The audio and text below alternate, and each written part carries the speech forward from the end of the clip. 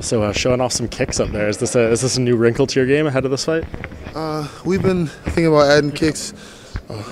We've been thinking about adding kicks for the last 2 or 3 camps, and it's finally now coming together.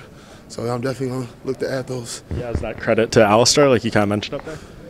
Well, really, it's a credit to Vinny Lopez, but having Alistair do it on me, I learned better having things done to me. I feel how it's supposed to look, and it just gives me a better idea seeing a big person do it and seeing how well it works.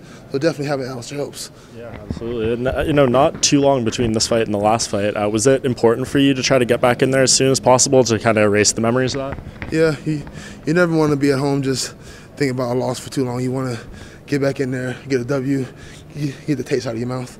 Yeah, and immediately after, you handled it, I think, as well as you could. When you got home and everything, long flight, I'm sure, to think about it, what did you digest and take away from that?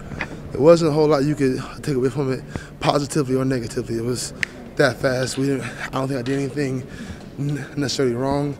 And Bohn just has really good power. Like, he caught me in the back of the head, which is a weird, what do you call it, equilibrium. That's what he did. He knocked my equilibrium off. I wasn't out. Like, I remember the hit. I remember hitting the ground. I remember seeing his leg, and I could feel him behind me. I just couldn't find him. So it's just one of those things where I was just unlucky. And when you go see what he did to Kane after, like, obviously he's right there in the discussion for the title shot, does that, it doesn't seem like it set you back too badly. You're getting a co-main event spot here. Like, it could have been worse, I imagine.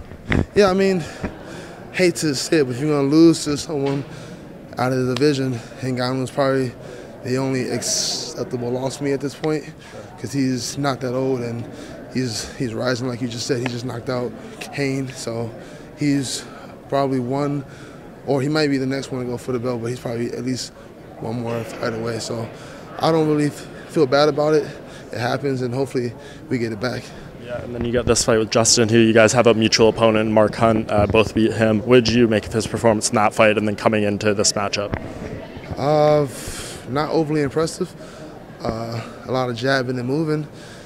He's got to have decent cardio to be able to run for 15 minutes, but I didn't really see anything that scared me, Right. And then he comes off that one. He has had a lot of things to say about, you said you're boring personality-wise, boring fighter, all that stuff. I see you reposting it as well, and you're like calling it motivation. So it doesn't seem like it's getting under your skin. It's just fueling the fire. Yeah, he thinks he's the next Colby Covington or whatever. I don't know, but I think he feels that his hands aren't good enough. He has to get in my head.